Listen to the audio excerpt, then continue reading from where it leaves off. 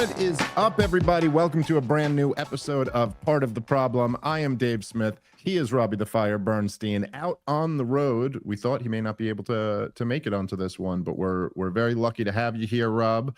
It's good to see you after what we've been apart for 48 hours or something like that. But Rob, of course, the hardest working man in comedy and politics, is out there on the road the whole week, and then we will be out in Tampa this weekend at Side Splitters, which is one of our just favorite clubs. Me and Rob both love that place. Always a good time when we're down there. So looking forward to being back. I believe Tom Woods is coming out to one of the shows, so we'll get to hang out with the master for a little bit. Should be a fun time. ComicDaveSmith.com for all those ticket links. And do you have any shows in between now and then, Rob? Well, shout out Childerberg this past Sunday. It was a nightmare getting to Texas for it, but I had so much fun. I wish I could have hung out more. And then next weekend, I'm out in California, got shows in Los Angeles and outside of San Diego. And then after that, I added a New York City run, added Charleston, got a Boston, New Hampshire, Jacksonville, Florida, Savannah, and I think that's it for the year. Go to PORCHstore.com and get some tickets. Man, it is all that time I spend loving my wife and children. Rob just spends doing more comedy. It really is. It's impressive, but good for you. Go check out Rob. Of course, absolutely hilarious. All right, let's get into it. Obviously, the big topic for today is this ceasefire in the Middle East, and this is a conflict that we've spent a lot of time talking about over the last couple years, and I've obviously done many high-profile debates on the topic and many high-profile shows on the topic, and it's an interesting moment that we have here. We talked briefly about this on our last episode. I guess we'd had, the ceasefire had not been signed yet at this time, but Trump was saying we have a ceasefire and it's done. I guess the first thing I would say is if I'm just being honest with you guys, as is my job, and to call it like I see it, I would have said this already before the news that just broke about an hour ago, which is not good. We'll get into that in a second, but I'm really just not optimistic about this. There's it's being like, as often happens in these moments, Rob, there's like, when you're paying attention to news, there are just these moments where there's like waves. There's like a tornado of it. People are celebrating. Should Donald Trump get a Nobel Peace Prize? All this stuff about the grandest peace deal in modern history or something like that. And it's like, guys, we've had ceasefires before over the last 2 years of this conflict that have broken down. There's been many ceasefires over the decades between the Israelis and the Palestinians. Many have been broken by Israel, but several have been broken by Hamas.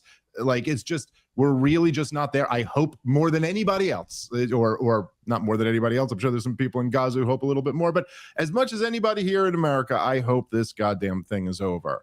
There's a lot that has to happen between this and an actual peace.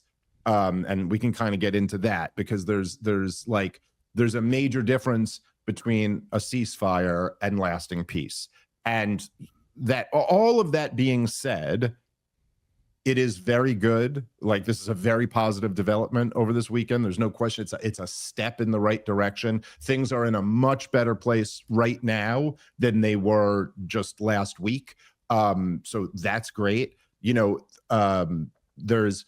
from my understanding of this, I saw it reported I think Israel killed like 6 or 7 people in Gaza over the weekend. So it's not as if they haven't killed anybody there, but that is way down from a typical weekend over the last couple years, where you'd probably be looking at a couple hundred people dead. So that's something that's really good. There is supposed to be increased aid coming into Gaza. We will see what actually ends up with that. And there's been the remaining Israeli hostages in Gaza have been released in our home. A whole bunch of Palestinians who Israel was holding have been released as well. And so, look, in this imperfect world we live in, that is better than nothing. And like less people dying is better than more people dying. And hostages being returned are better than hostages being kept in captivity. So we should, be happy about that. But in terms of the short term, let alone mid or long term prospects for peace, there's just still a lot of obstacles here that I don't see how they're gonna be addressed. So any thoughts you have, Rob? You got to love Donald Trump's closing energy, though, that he's already done full celebrations, signing ceremonies in the work as he pushes everyone along into it. Like, no, this is totally done. It's complete. We're good to go. And you got to admire it, I guess that's kind of how he pushes things forward. So in this case, hopefully it sticks. Otherwise, he's going to look like quite the asshole. Yes, but, there's a very interesting dynamic that you just touched on there, which is one of the things that's kind of unique about this moment. It does look, typically speaking, and even still now, right? Like I'm turned off by that, by the you're hanging your mission accomplished banner up after a couple days of the rate of killing slowing down. You know what I mean? Like we don't like, but well, they're doing a good job of brushing any infractions by the Israelis throughout this war under the rug, which maybe that's necessary to move forward with peace. But, I think talk of pardons or otherwise, I think for the sake of universal justice, you'd like to see more accountability. But agreed. But look, I agree with your point. But I think as you're saying there, it's like, look, whatever, like maybe that's just not the thing that's actually going to move this to it be in a better place. I don't necessarily agree with that. But the point I was making, because I think what you touched on there is like maybe the most interesting dynamic of all of this is that like you're absolutely right that essentially Donald Trump has gone all in on this. He's really put all his chips into like, I just made this historic peace deal. And what's interesting about that, whereas like, I don't, you're right there. I'm just switching cameras. I don't know what's going on with the other one. Yeah, no problem. But like, so I don't like the bluster and the, like this, like it's what Donald Trump's truly great at though, right? Like no one throws an event like Donald Trump. But I don't like that stuff. It's like, stop trying to trick me into thinking something happened that it didn't happen. But the thing in this dynamic is that might almost be what's necessary to make the thing stick, is that now Donald Trump has been pushed to a point where it is even more clearly like, again, in his political interest for this thing to stick. And it is a betrayal of him and his legacy if one side violates this thing. And so that adds an interesting dynamic. All right, guys, let's take a moment and thank our sponsor for today's show, which is The Wellness Company. We've all heard the studies. Testosterone in young men is drastically decreasing every decade. One major study in the Journal of Clinical Endocrinology and Metabolism found a healthy 22-year-old in 2000 had double the testosterone of a 22-year-old in 2025. So if you're in your 30s or 40s or 50s, you might want to check this out. Mars from The Wellness Company, a doctor-formulated nutraceutical designed to restore vitality without synthetic hormones or stimulants. Mars helps men to naturally increase testosterone, enhance circulation, and improve strength, focus, and sexual performance with Tongkat Ali, Tribulus, horny goatweed, yes, it's really called this, and zinc. This isn't about masculinity, it's about health. Low testosterone affects energy, motivation, fertility, muscle mass, mood, and future generations. So if you're looking for a boost, Mars will have you feeling like you are on another planet. Check them out at twc.health/problem and use the promo code PROBLEM to get 10% off plus free shipping. Again, that's twc.health/problem, promo code PROBLEM to get 10% off and free shipping. Level up your performance today. All right, let's get back into the show. I actually don't think he's tricking you here. And I think he's tricking Netanyahu. I think that's who he's trying to pin. I think he's trying to push this thing forward that maybe is even a good deal for Netanyahu, but I don't think this is what he was looking for. I think he was looking to finish his mission, which was eradicating Hamas and, potentially mowing more of the lawn in Gaza. Well, look, and ethnically cleansing the place and taking it. Yeah, well, that's Yes. Well, I mean, look, I'm just saying it's not this again, which one of the things that's interesting about like all of this, like, and this is true whenever I talk about like the clean break or the neocons or the Israeli government or like any of these topics, I'm almost never alleging a secret conspiracy. Like maybe with the exception of like Epstein, where we look at that and raise some eyebrows about how, you know, the prime minister of Israel is like staying at his New York City apartment, and that's and your wife's dad was a Mossad spy. You're like, okay, that's, you know, that's kind of interesting stuff there. But aside from that, it's all out in the open. Like I'm not alleging some secret plan to ethnically cleanse Gaza. I'm saying like the prime minister and the finance minister and the defense minister and the president of the United States have all laid out public plans about kicking all the Gazans out of Gaza and rebuilding it. And one of them, I think you're absolutely right, that it seems very clear here that Donald Trump actually did pressure Netanyahu into this ceasefire. And then the question becomes, did all those guys just give up on that ambition? Because I'm not sure they did. And I don't think that, I hope that they did, but it's quite possible that they're going to get right back to this thing, and we'll see. Anyway, as I mentioned earlier, I should say, but it was just reported maybe like an hour before we started recording that Israel has said that because Gaza, and this is really just incredible to me. I think in a lot of ways, Rob, this well, you know, it kind of it explains why so many of us are not optimistic about the prospects for peace here. But I really think this goes to the heart of the entire conflict and why so many of us are so appalled by it. Like this goes right to the heart of this. So this is from the Associated Press just in. Israel plans to halve the number of aid trucks into Gaza and limit distribution of assistance due to Hamas, quote, violating ceasefire agreement with slow return of dead hostages. Now, it was, and I was just talking to Dave DeCamp about this earlier today, but it was known at the very beginning of the ceasefire that it was going to be very difficult for Gaza to get some of the remains of these hostages, and that, you know, it's whatever, it was going to take some time. But there is something like Rob, is there a better example? And don't get me wrong, I mean, we've over the last 2 years, we've listed like 100,000 examples like this.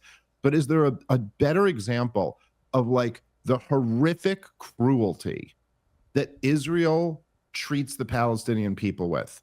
This is simply, and I'm sorry, like they can argue, all these fucking hacks can argue all they want to, most moral army in the world, all this nonsense. This is simply not how people fight wars in the modern day. This is not how civilized societies conduct wars. You don't just openly go, like, look, even their claim here is Hamas is slow rolling giving us back the remains of our hostages. All the living ones are out, but the remains of hostages who died. And therefore, we are going to punish the civilian population by slowing down the distribution of aid. Like they're using aid as a weapon of war, as revenge, as whatever, what else can you call it? As a collective punishment to the whole group, as revenge for this. And I will say, you know, and I'm not trying to downplay at all. I'm not trying to downplay the significance of remains. This is something that like brings family members peace and closure, or at least something approaching that. I'm remembering this from high school, which is very rare on this show that I ever remember anything I learned in high school. But I remember learning about like how evolutionary biologists actually, that's one of the like metrics that they use to track when like Homo sapien man became man, is burying the dead and stuff like that. It's a very fundamental to humanity thing that we have like rituals, and it's all of every civilization ever has like their own way of like funerals and burials and services. So I'm not saying that's not important, but like how sick and perverse do you have to be to like value remains of a dead person over living people. You know what I'm saying? Like there's something really twisted about that. And this is, you know, one of the things that I think is like, you know, has really earned Israel such a bad reputation over the last couple years. But it's like, dude, like it already just smells like you're looking for an excuse to break this thing to get back to it. Well, I'm wondering to what extent Trump pushed this deal because he just realized the optics of this aren't working, and he's landing himself in an environment where he can't continue to support what's going on. And so he's like, all right, all this killing has to be over. And so I wonder, you know, this deal did come together pretty quickly. Trump did get the hostages out, and I think it's almost a bad look if after that good faith effort, Israel immediately goes back to taking such hostile actions against the people of Gaza. And in this case, I know there was a case a year earlier where Hamas sent the wrong body and was able to correct that. But considering how much rubble, debris, and otherwise there is, and the fact that I mean, listen, they took these people hostages and they put them into places. They are responsible for their deaths. But, you know, considering the fact that the area has been bombed to all hell, I think Israel could probably give them a little bit more leeway on trying to make good. And I don't know if they were aware of the fact that being able to return dead bodies was going to be contingent on, you know, being able to move forward. Yeah. Well, yeah, it really is something. But the idea of just like punishing the civilian population, like there was just never. I just look, and I'm somebody who is like a fierce critic of U.S. foreign policy and the warfare state, but in all of our terror wars, there's just never an example of something like that. Or you just never heard a story where you went like the insurgents took out some of our guys with some roadside bombs. And so we are going to deny food to women and children. There's just never an example of something like that. It's just like, I'm sorry. Like, this is, again, it's not a left or right issue. This is like a basic human issue. Like, no, you cannot do that to people. Now, I did, to your point, though, I mean, because this really is like the $1 million question. What did they used to say? The $64,000 question? That used to be more money. Kind of ruined that. Yeah, one. Inflation really got that very. You're like, that's not even that big of a question anymore. It's because this can't even barely rent yourself an apartment. Yeah, right. So the question is like, if Israel does violate this, what does Trump do? And the question that is looming in a lot of our minds, like, how pissed off is Trump at these at Netanyahu and these guys? And I will say, and I don't want, as you guys who listen to the show know, you know, I'm never a 4D chess guy. I'm never like saying, oh, Trump's doing so. But there was, Rob, and I want to play this clip. I want to break this down. At the very least of this clip, I would say I was not sure whether Donald Trump was intentionally needling Miriam Adelson or not. But I want to play you this clip. Donald Trump went over. He's in the Middle East, I believe, still now. He signed the deal in Egypt, and then he went to Israel. And I believe there had been rumors that he might even go visit Gaza, but I'm not sure if that's actually happening or not. But anyway, here was Donald Trump speaking yesterday in Israel. I found this to be a fascinating moment. Broken promises from many other American presidents, you know that. They kept promising. I never understood it until I got there. There was a lot of pressure put on these presidents. It was put on me too, but I didn't yield to the pressure. But every president for decades said, we're going to do it. The difference is I kept my promise and officially recognized the capital of Israel and moved the American embassy to Jerusalem.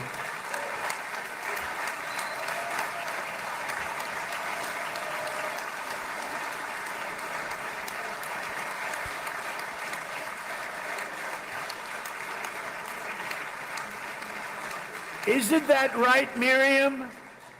Look at Miriam. She's back there. Stand up, Miriam. Stand up.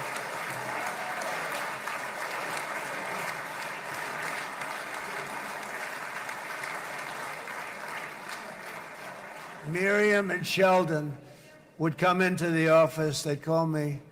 He'd call me. I think they had more trips to the White House than anybody else I could think of. Look at her sitting there so innocently. She's got 60 billion in the bank, 60 billion. And I think she's saying no more. And she loves Israel, but she loves it, and they would come in, and her husband was a very aggressive man, but I loved him. He was a very aggressive, very supportive of me. And he'd call up, can I come over and see you? I say, Sheldon, I'm the president of the United States. It doesn't work that way. He'd come in, but they were very responsible for so much, including getting me thinking about Golan Heights, which is probably one of the greatest things to ever happen to Israel.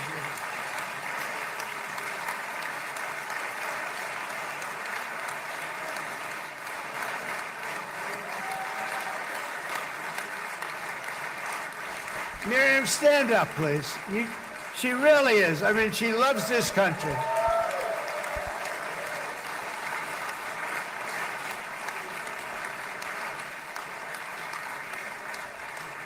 She loves this country. Her and her husband are so incredible. We miss him so dearly.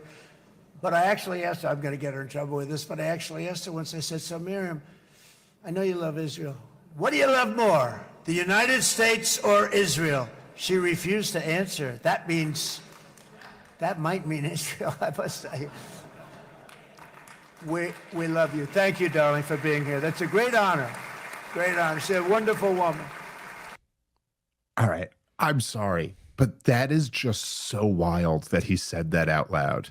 And maybe I'm wrong, or I don't even know if wrong would be the word, because I'm not even saying I believe that, but it almost seemed like he was intentionally needling her. But even if not, it might just be that Donald Trump is Donald Trump. He just says the quiet part out loud because he's incapable of not saying the quiet part out loud. But either way, this is, and this is the thing, this is the dynamic that's really come to light in amongst the American public in a way like never before. That is not going anywhere. As long as this dynamic still exists, once people have seen it, they can't unsee it. But you are saying, I mean, just openly saying that this Jewish couple of billionaires, one of whom was born in, I guess, pre-Israel, I think. She was born in Palestine. The other of whom, Sheldon Adelson, I don't know if you've ever seen this before, Rob, but he's on record saying that his greatest regret in life is that when he served, he wore the U.S. military uniform rather than an IDF uniform, and bragging about how his kids were like this dude. This is a multi-billionaire who was an American citizen who had his kids go fight for the IDF. You got to be, that is a level of zealotry, like that's a level of like these are true believers in the cause of a foreign country, even joking about how they are loyal to that country over this country. This woman has given Donald Trump hundreds of millions of dollars in his political campaigns. I think she gave him $100 million in 2024. And he is literally saying, these people, the Jewish billionaires who gave me all this money, are the reason why I recognized the Golan Heights, are the reason why I moved the embassy from Tel Aviv to Jerusalem. These people who operate as American citizens, yet are loyal to a foreign country. This is fucking indefensible. Like, what can you say about this, Rob? Well, I think what Trump is doing here, it's classic Trump. It's the same as when the liberals were going after Trump with all of those horrendous lawsuits. And they just had this feeling of, well, we got to get him. Doesn't matter if we're being principled. We got to get him. I don't care. Do what you got to do. Play dirty. You got to get him. And Donald Trump has a similar thing, which is if he's winning, the American people are winning. And so something like this doesn't actually seem bad to him, because to you and I, we're like, wait a second, are you admitting that a Jewish billionaire gave you funds and you enacted a foreign policy because of the campaign donations that they made to you? And so to us, that's the worst thing anyone could admit to. Any foreign donation should not be influencing policy.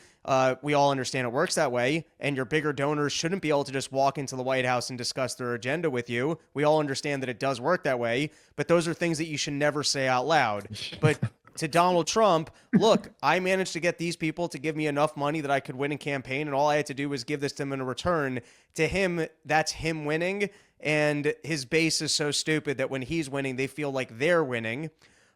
So he's saying the quiet part out loud. In terms of when he pokes at her with she loves Israel even more, that's just classic ADD Donald Trump. And it's neither here nor there, where he does like to kind of jab at people to show you, hey, I'm the boss here. But I don't actually think he was trying to slight her or take aim at her. I think that's just maybe not classic Donald Trump, like ADD aside. No, you might be right about that, but it was also, he also did have that weird, we don't have to play the video of that. I know you did send that earlier, Rob, but also just the moment where he starts saying you should pardon Netanyahu and all this. It's like, he doesn't have any pardoning power. He's just bringing up that Netanyahu has these charges, you know, like looming in the background. Like, it's just, it's like, it's so funny. It's like on the day that you're celebrating signing the ceasefire agreement and you're like, look, and you really shouldn't put this guy in jail. A lot of people are saying he should go to jail, but I don't know. I say he shouldn't go to jail. They're saying he did terrible things. But it is just like, you know, especially like, you know, Donald Trump, of course, as you said, you know, he's doing the Donald Trump thing. So he's bragging about his achievements and he's still got his script down about how it was, you know, moving the embassy, recognizing the Golan Heights, things like that. But like to the rest of the world, the big policy is the destruction of Gaza that America has been financing for the last 2 years. And so again, in that environment, to just be bragging about this, like again, just openly bragging. I mean, this is the type of stuff that like, if Nick Fuentes said this, people would go, oh yeah, that's like fucking what neo-Nazis said. You know, this is like Jew-hating conspiracy theory shit. But just to openly be like, hey, these Jewish billionaires finance my campaign, influence my policies decisions. By the way, did I mention that they're loyal to Israel above the United States of America? It's just like wild to see the president of the United States of America just casually admit that as if it's no big deal. All right, guys, let's take a moment and thank our sponsor for today's show, which is Prolon by El Nutra. Forget everything you know about fasting. Prolon by El Nutra is the only patented fasting mimicking diet that combines the benefits of prolonged fasting with a science-backed nutrition plan so you can hit your health and weight loss goals without actually having to give up all of the food. I know that that's all the rage these days, are these diets where you're doing intermediate fasting and you're giving up all food. There's a lot of health benefits that come with that. But I know for me personally, I'm just never going to be able to not eat food. Well, now you don't have to give up food and you can get the benefits of those fasting diets. So right now, Prolon is offering Part of the Problem listeners 15% off their 5-day nutrition program. Go to prolonlife.com/POTP. That's PROLONLIFE.com/POTP for this special offer. One more time, that's prolonlife.com/POTP. All right, let's get back into the show. It is something. It doesn't really help the cause just because, listen, I'm pretty ignorant on history. I'm very good on what happened in the United States in the last 48 hours. But, you know, you want to go back 10 years and it's a big blur. But I do remember vaguely in school when we were learning about the, establishment of the State of Israel and it being formally recognized and the Balfour Declaration, all this stuff as if it's formal documents from these big government agencies and that's why it has a right to exist. But now when you have here, when you're like, 100 years from now, you could be learning in a history book, well, Donald Trump formally recognized this area. The United States government recognized it. They recognized the embassy. And you're like, oh, wow, yeah, I guess the United States recognized that that's formally theirs. It kind of puts a big asterisk on it when he's up there going, and I did it because I took money to win an election from this Jewish billionaire. And also what makes you wonder about the Rothschilds or whoever else was involved in I mean, the Balfour Declaration was written to the Rothschilds, it just kind of furthers the asterisk a little bit of what does it mean when, outside government agencies that are not in that area are making formal decisions on behalf of the Jewish people who live in that area because of large sums and donations from private individuals. It doesn't really help the cause when you make these statements. Yeah, it is. It's always been funny to me because there's there's several different layers that the Zionists will go through to defend Israel's, right to exist, as they put it. And and different people believe different ones, but it'll always be something wow, the Balfour Declaration. And you're like, so Lord Balfour on behalf of the king wrote a letter to a banking family and that's where you get your property rights from. It'll be well, no, the UN partition plan. And you'll be like, all right, well, first of all, the General Assembly has no authority to just carve up nations. It was a recommendation. It wasn't, but it usually ends in, well, God gave it to us. Well, ultimately we have a supernatural property right claim here. But anyway, yeah, it is all pretty wild. It has been, one of the things that I think has been really fascinating, to me at least, watching on social media over the last couple days has been the reaction of the Israel supporters who are,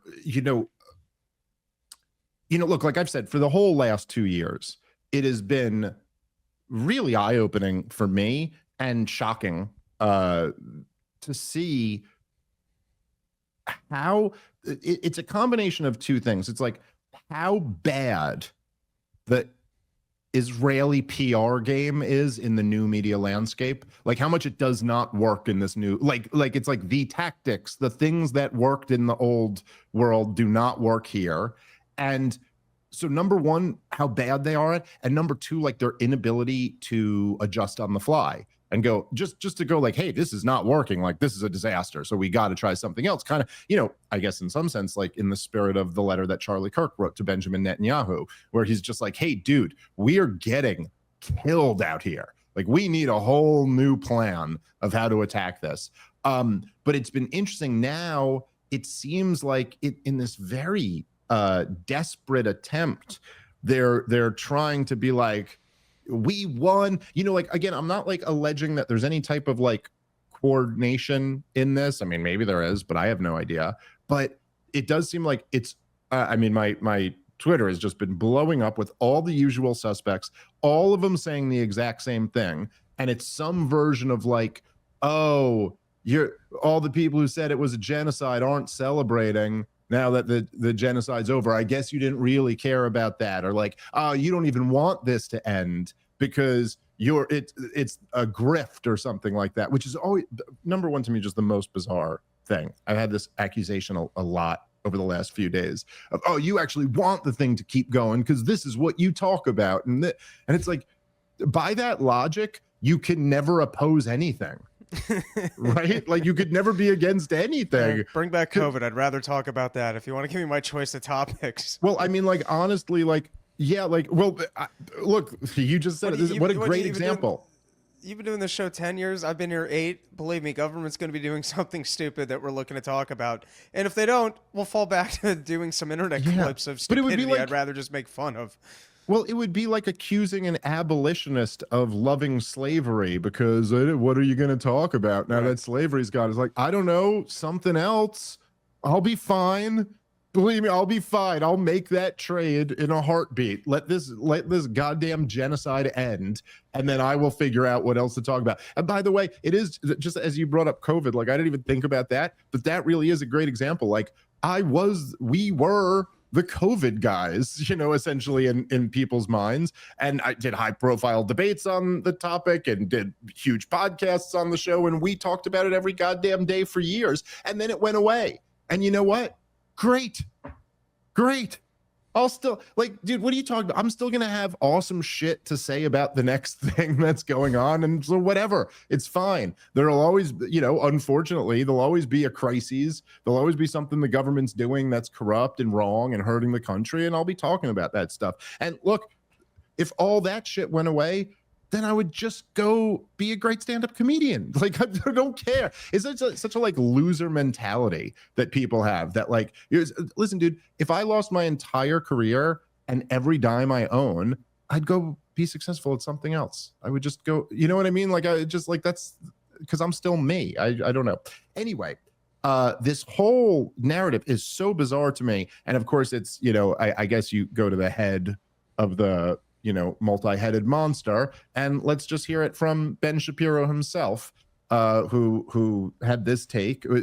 I get it. Like, let's break this down for a second, because it is like the most bizarre take imaginable. It's just, it's there's a certain desperation, and I've seen this several times, like at the end of COVID, at the end of wokeism, at the end of like Russiagate, where there's this desperation to pull a win out some, you know, like somewhere. And so here's Ben Shapiro on the ceasefire. I do have a question. Where are all the people who kept yelling about genocide? Where did they go? Like, seriously, where did they go? Because all the people who are screaming about genocide now, a deal is on the table that stops all of this, that frees hostages, that stops the bombing campaign in Gaza, that rolls back the Israeli military presence to decided upon line. And they've all ghosted the internet. They're gone. They disappeared. Poof. They're just gone. Pause it for a second. It's kind of amazing. Now, it would be kind of amazing if anyone knew what the fuck you are talking about. What, like, I genuinely, I don't know. Usually, typically, when there's like bullshit propaganda, I at least know what you're saying, and I just think it's wrong. What are you talking? Who is left? Who's ghosted the internet? Like, I actually, when I first saw this video, I thought, I was like, oh, he must be talking about someone. So I'm like, Candace Owens, I mean, she's just been on fire. She's probably had her biggest, you know, stretch of shows with huge numbers that she's ever had in her career. Tucker Carlson, multiple shows, posts all types of content, some great shows over the last, you know, week, whatever. John Mearsheimer's doing high profile interviews, like everybody. Nick Fuentes is doing all types of high profile interviews. Ian Carroll's out doing shows. I'm doing all my normal shows. Like, who are you actually talking about? Which person is this? Name me the one person who's ghosted the internet since this deal came out. It's just like the most bizarre, like, framing of a thing. And by the way, it wouldn't even prove anything if they did. It's not true, but let's just say that the people who are really against the war were like holding back to see what happens here. Like, what would that even demonstrate? I'm reminding you of a line you said in the green room, but people don't typically celebrate the end of a genocide. Yeah, and right? so it's such a weird thing. Yeah, and so it's like, what exactly is expectation here? If there was an end, if you want to say that this was a genocide and people stood against a genocide and now the genocide's over, except the people that inflicted the genocide are going to remain in power and might go back to exactly what they were doing. Yeah. What is your expectation of the people that were against this? No, we're supposed to be celebrated. And like, again, like when I said that, like, look, there were videos of people in Gaza celebrating. There were videos of people in Israel celebrating. I'm not like knocking anybody for celebrating if they're hopeful that the situation's going to improve, but as like an expectation or something that is indicative of you never really care. It's just so ridiculous. Like, and right. Like, so imagine, okay, let's play a little bit more of the Ben Shapiro clip and then I'll hold that thought.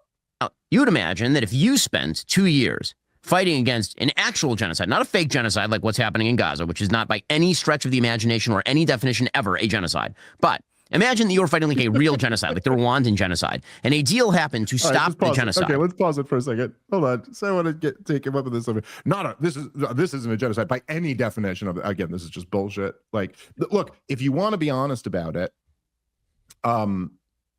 the truth is that the definition of genocide under international law is very vague. It's very vague, so it's kind of up for debate what exactly you consider what just happened in Gaza. Like, even assuming this is the end of it, what just happened. Now, it is true that like in kind of like what would you call it, popular parlance or whatever, like when people use the term genocide, typically what they're thinking of is like extermination of a people, usually millions of people dying, and like that's not exactly what happened here. So like call it whatever you want to, but like yes, the destruction of a captive people, the slaughter of tens if not hundreds of thousands of innocent civilians, and starvation blockades on top of it. I mean, look, I didn't start using the term, if you remember, Rob, through this whole thing, I really avoided using the term genocide up until the starvation blockade. And then I was just like, all right, whatever. Yeah, just call it the worst word you can think of, because what the hell is this? Your finance minister bragging about how not an ounce of grain is getting into Gaza for months at a time after the entire place has been leveled. But anyway, leaving that aside. So in Ben Shapiro's example here, he said, let's say it was a real genocide. Sorry. Do you have to run? No, not yet. Okay. Let's say it was a real genocide, like as what Ben Shapiro is saying. Imagine you were protesting against a real genocide for 2 years, and then the genocide's going to end, and you're not celebrating. It's like you said, Rob. So just let's take the Holocaust. Okay. I'm pretty sure both me, you, and Ben Shapiro would acknowledge that that was a real genocide. So let's say in 1942. Hitler's killed like maybe 3 million Jews at this point. Let's say in 1942, there was an agreement reached to stop. Hitler stays in power, and Hitler still controls most of Europe, and he still controls the government that is ruling over millions of Jewish people, and he might go back to it. You don't know. Would you be celebrating that? Like, I don't know. It's just very weird. Look, honestly, I don't think there's any end to this personally that I would celebrate. Like, again, I'm not knocking anybody who does, but even if this was like a perfect peace that was worked out today, like, I mean, literally a perfect peace, a Palestinian state and, all this, even if there was like, say, a perfect peace and Netanyahu was charged with war crimes and his entire war cabinet was indicted and tried and struck, like even like whatever the perfect ending to this could be, I don't know. I would still probably just find it to be a moment for like somber reflection. It's just like, I don't know. It's the disgrace of the civilized world that this thing was allowed to happen. Like, I just can't even tell you, like, I'm mortified to one day have to tell my children that this is how the world works, that actually like the adults don't have it nearly as together as I've led you to believe in your young childhood, that like it's not, everything isn't the nice world that I've given you. And the fact that we have elected leaders and diplomats and governments and global governance bodies and international humanitarian organizations. And we have like all of this infrastructure, and all of it failed to prevent this from happening. It's just like, it's a fucking disgrace to every adult human being that we exist in a world where this could be allowed to happen. And I just don't know, like, what, it just doesn't feel like, to me, like celebrating is just kind of strange. I don't know. Again, what the fuck does any of this prove, Ben Shapiro? What are you even talking about? All right. Here, yeah, I've seen quite a bit of this on Twitter, maybe even coming at you, but I don't understand the metric of if you were opposing this and now it's ended on these terms, you are a grifter for not celebrating this end.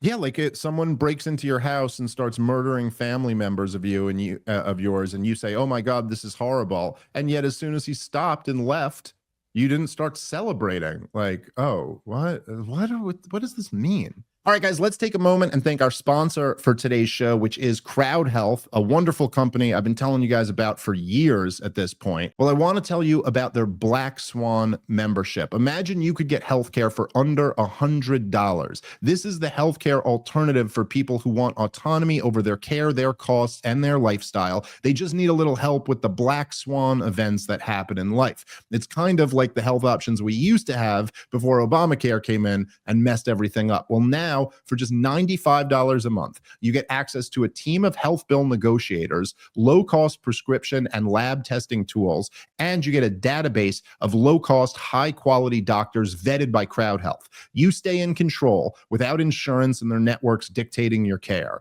And if something major happens, you pay the first $15,000 and the Crowd steps up to help fund the rest. But now it's even better. If you go to joincrowdhealth.com and you use the promo code POTP, it's only $80 a month for the first 3 months. Check them out at joincrowdhealth.com and use that promo code POTP for that deal. Crowd Health is not insurance.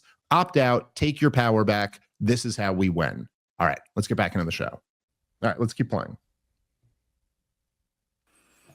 And then all the people who were fighting to stop it just disappeared. They didn't say anything. They didn't celebrate. They didn't say this is a good thing. They didn't give credit. They didn't try to, nothing. They just go totally silent. What might that tell you about those people? I mean, the first thing would be that they don't actually care about the supposed genocide, right? That would be the thing that would immediately pop to mind, that you didn't care about that, that it was all... Again? Yeah. It's just such a leap. I just don't see it. I don't even see the logic at all. You usually want to go, oh, well, it would just come to show you, be like, yeah, that is the natural conclusion. A guy looked at his oven, realized the oven was still on. He didn't want to turn it off. He must want his oven on. That makes sense. I don't follow the series of events here of people complained about what was happening. It stopped happening. They're not celebrating the current arrangement. They must not have cared. You could have cared. Dude, this is part of this has been a big feature of the last few years in American life. And I think it's so interesting the way it all happened, because it is like COVID and Biden and like a lot of these things really exposed the media. And then the last 2 years in Israel has like exposed so many of like the Zionists, pundits. And one of the reasons why I really loved doing the Chris Cuomo debate or the Douglas Murray debate is part of it was like just showing, because like in a weird way, you know how their knock on me is always like, oh, you're just a comedian, oh, Mr. Expert comedian or whatever. But like I've said to you before, like the point was always, yeah, exactly. That's right. I'm not an expert. I'm just a regular guy. And I'll still go handle these guys because they're not that tough. Like that was kind of always the point of it. It's like, yeah, these guys, they're put in these incredibly protected environments and made to appear to be intelligent. But like, again, like this, just listening to this, you're like, this is your point? This is what you think constitutes like a solid argument?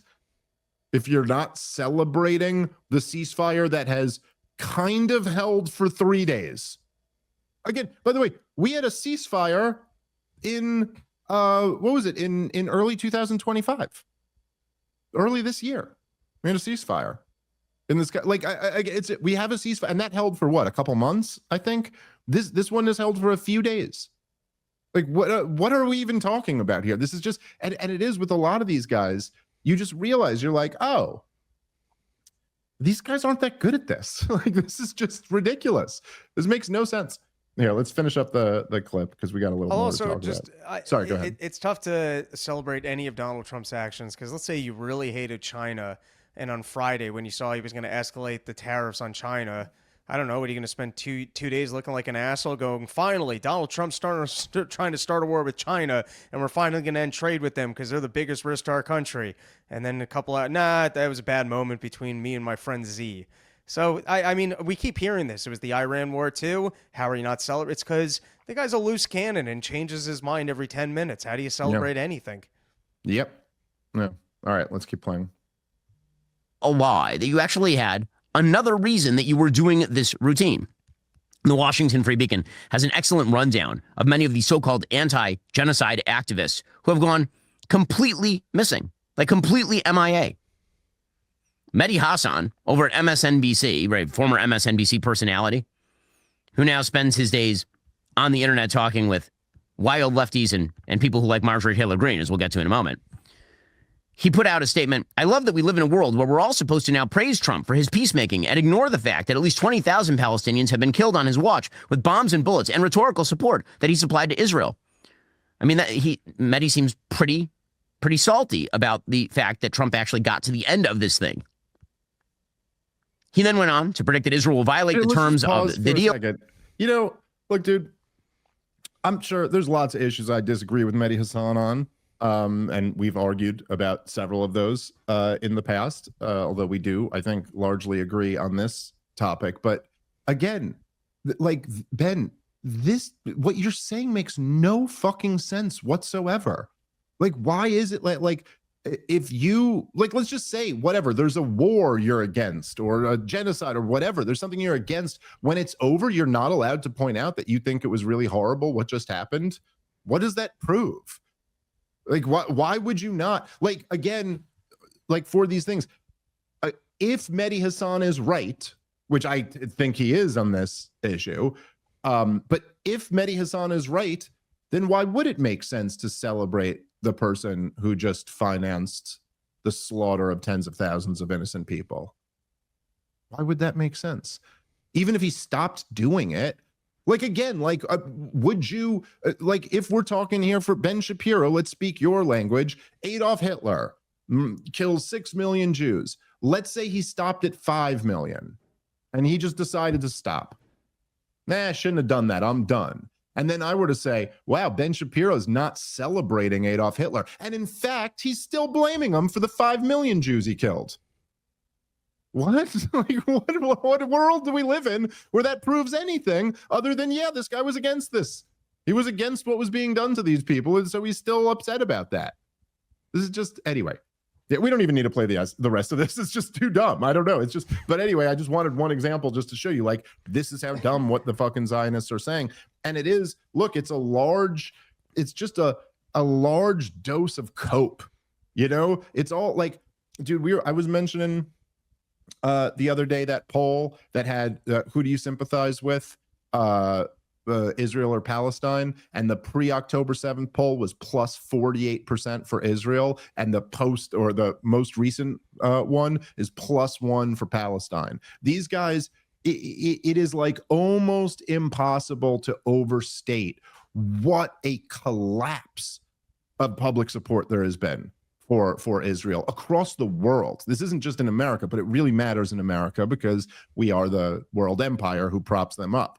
But these guys have had, over the last 2 years, I mean, you cannot, like, I don't know any issue, you know, like, the only thing I could think of was like the COVID vaccine, where, like, you know, like, it was whatever it was, like 78% of the adult population got the first round, and then like half of that got the second round, and then half of that got the third round. By the time you came to the fourth round, it was like nobody was getting the thing anymore.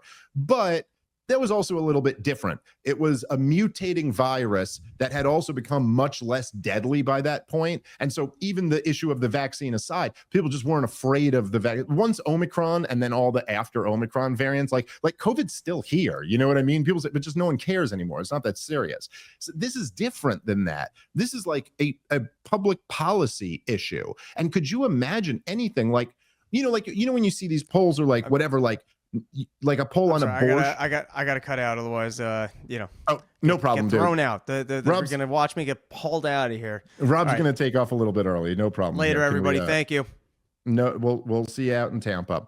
But so like what I was saying, I mean, imagine an issue like, you see like a public poll on abortion. And usually, I mean, I've seen different polls, but usually it's like there's a majority of the country are pro-choice, but it's not like a huge majority. It's like, so just for the sake of argument, say it's like 55% of Americans are pro-choice and like 44% or 45% are pro-life. And then 2 years later, 90% of the country is pro-life. Like that, you'd be like, whoa, what the hell happened in those 2 years? I mean, this is like you simply don't see shifts like that in public policy. Like it's just unheard of. That's what has happened to Israel. And, there's obviously several factors. As I've said many times, the two biggest factors, the two obvious ones, are number one, it's just so horrible and indefensible what they're doing to the Palestinian people. And then number two, that the relationship between the US government and the Israeli government it's just too crazy. It's too weird. And people notice that, and you can't stop them from noticing it. But, and I guess partially due to those two reasons, another part of the reason why support for Israel is just completely collapsed is because, like, this is what they got. Like, this is the arguments that they're throwing out there. Their propaganda is so bad, and it's still kind of shocking to me. All right, guys, let's take a moment and thank our sponsor for today, which is Monetary Metals, an amazing company run by great people. I've been telling you guys about them for a while, but they've really revolutionized the precious metal space. If you own gold or silver, as I know many people who listen to the show do, I think that's a great thing to own. However, there's a better way to do it. For the most part, people either own physical gold and they keep it in their home, in which case it's just sitting there, kind of collecting dust. Or they have it professionally stored, in which case you're paying fees to have your precious metals stored. But now with Monetary Metals, you can put your precious metals to work for you. So you actually get paid interest. And the coolest part is that you get the interest in additional ounces of metal. So if you're investing gold with them, you'll be paid in additional ounces of gold, silver, additional ounces of silver. So now your precious metals are not just a hedge against inflation or an investment, but they are actually working for you. Check them out to learn more at monetary-metals.com. That's monetary-metals.com. All right, let's get back into the show. All right, let's before we wrap up, let's play the Mark Levin clip. Because I also did think this was of some value, and in some ways, perhaps even kind of an answer to Ben Shapiro. So let's check in with Mark Levin.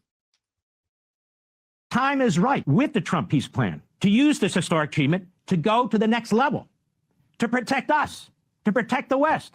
That is, challenge the root cause of the problem, Islamist terrorism. And to be clear, I believe the only leader who can do this, who is bold, courageous, strategic, and have a real shot at making it work, is President Trump. Our State Department keeps a long list of terrorist organizations and the countries they are operating within. Beyond that, we know where the major actors are based. You can go online and see on the internet. Many very good groups, research groups, think tanks.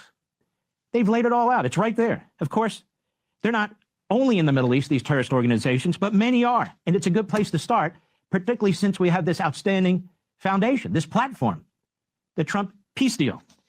The president is singularly qualified and capable of extending his diplomatic, economic, and yes, military reach into these countries, where he has built special relationships to begin the difficult and complex process of unraveling, starving, isolating, and eliminating these terror operations. Some of these countries will welcome such an initiative, as their monarchies or their military dictatorships fear for their own survival, because these terrorists seek to overthrow several of them. I'm thinking of countries like Jordan and Egypt, among others. Some will resist because they're harboring terrorists, or have been funding terrorists, or somehow promoting terrorists, and have relationships and understanding with terrorists, such as Qatar, such as Saudi Arabia. Yes, name them. So this shit is really unbelievable. And it's hard to overstate how sick these people are and how much of a cancer they are on the rest of society. I mean, this is Mark Levin. This is, hey, we should be celebrating this peace deal. And now that we have a peace deal, it's the opportunity for war. A whole new war on terrorism. That's what Mark Levin calls for. What will the theaters of these war be? I don't know. How about Jordan, Egypt, Saudi Arabia, the UAE, for starters? I'm sorry, these people should be deported to Siberia or something. It's like, do you ever not want to fight a war? Is there ever a time that you don't want to be at war? If these people had their way, we will just fight wars forever. Always. And that is, unfortunately, these people kind of are having their way. They kind of are. I just don't even know what to say about that. In this moment now, after 20 plus years of terror wars, well, we're still back in a proxy war against Russia. We've been financing the destruction of Gaza. That is maybe stopped. We're a couple days into a ceasefire agreement. It really is just something. Anyway, I guess at the end, it's like, I don't think this is over. I hope I'm wrong about that. I don't think this is over, and I don't think that I don't think that Benjamin Netanyahu or even the members of his government who are a couple clicks to the right of him, like Smotrich, I don't think that they're just going to abandon their plans to annex and ethnically cleanse Gaza. We'll see. Maybe they will make the judgment that they can't get away with it now. I hope so. But I'm not convinced of that. But I think the fundamental problem, even if we were able to say like end this war and have some type of like ceasefire that really sticks for a while, and let's say that's the end of the destruction of Gaza. And I'm saying like best case scenario here, more aid gets in, the killing stops. This latest chapter that is these last 2 years is over. But then you go right back to the October 6th realities, which were that there's still this brutal military occupation. The Palestinians are still kept stateless in kind of a permanent refugee status. And Israel still gets unconditional support from the global empire, which is the USA. And in that case, with no foreseeable path to a two-state solution or a one-state solution, you still have the same dynamics and the same problems. And so it's just, from my perspective, again, not as a Palestinian or an Israeli, I have the radical idea that I ought to approach this from an American perspective. I don't know. I don't see that much to celebrate. I'm hopeful. I hope things get better. And I think this is an improvement, so that's good. And there's something I remember. I'm pretty sure it was Aaron Matei who said this, and I hope I'm right about that. I can't remember, but I would like to give him credit for it because I always thought this was just like a good way to say it. But he said, and I might be butchering this slightly, but he said that the Israeli justification of the destruction of Gaza requires you to believe that nothing could justify October 7th, and October 7th justifies anything. You get it? Like, it's like 60 years of brutal military occupation cannot justify October 7th. Like, okay, I'm with you on that, actually, right? It can't justify that. But October 7th could justify something 1,000 times worse than October 7th. And like, you kind of got to pick one or the other. And I do think that, look, the obvious next thing here that has to happen in order for there to be a real chance for an improvement in this situation is, and I want to be clear what I mean when I say this here, but it's that Netanyahu has to go. Now, Netanyahu is sometimes becomes like a scapegoat for people to say like, well, the real problem isn't the U.S.-Israel relationship or Israel's treatment of the Palestinians. The real problem is just this Netanyahu guy. He's got to go. I'm not saying that. I'm not saying that at all. The problem is much deeper than Netanyahu. The problem existed before Benjamin Netanyahu. It also shouldn't be underplayed how much he really did make it substantially worse. Substantially worse. He is the worst prime minister in Israeli history, and therefore there has been elected more than any of the rest of them, because that's how politics works. But look, the whole justification for this war was the eradicating Hamas.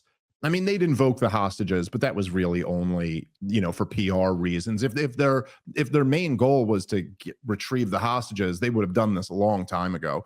Hamas has been ready to deal these hostages, and we just proved that they will do it. They will give them up. There's absolutely no reason. Hamas has made many offers throughout this thing to return all of the hostages. No, the goal was to drive them out of power or to eliminate them or whatever. And the justification for this, and this is something that would get people in the middle to kind of agree with the Israelis. And in fact, this is what they really, for like the first 6 months of the thing, when it wasn't completely clear that Israel had totally lost the PR war, like when they were still in the fight, this is what they would go to all the time. Well, after October 7th, Hamas has to go. And that's enough to get a regular person to go, all right. Because, look, it is somewhat reasonable on the face of it. Now, the thing that makes that kind of a weak argument is that, like, you can actually do that for almost every regime on the planet. Like, October 7th is a particularly gruesome example. But, like, are you telling me Kim Jong-un doesn't have to go? It's got tens of millions of prisoners in his country. I mean, they're literally like, North Koreans are genetically indistinguishable from South Koreans. Like, they are the same people, and North Koreans on average are like 3 inches shorter. That's how malnourished they are as a society. Like, they're people, real deal starvation, like just, communism in its worst form. I would say Kim Jong-un has to go, but that's a very different question than, like, should we launch a war there and slaughter a whole bunch of innocent people to overthrow him? And the answer to that is no. But so they would skip that part. But anyway, it's, look, there's obviously, this is what Piers Morgan used to always be moved by. Like, yeah, Hamas has to go. It's very easy to look at October 7th and then go, hey, whoever did that has to be out of power, So that's an easy enough argument. Okay. Now let's do Gaza. All you got to do is look at a before and after picture of Gaza. The guy who did that, he's got to go. The Israelis have said this whole time, well, we can't have peace with Hamas. It's got to be someone else in charge. Like, okay, well, you can't expect the Palestinians to have peace with Netanyahu either. Like, he's got to go. He should go to The Hague. I'm not optimistic that he will, but he has got to get out of there. So anyway, in conclusion, things are better than they were, and let's all hope for the best. All right, catch you guys tomorrow with a brand new episode. Thanks for listening. Peace.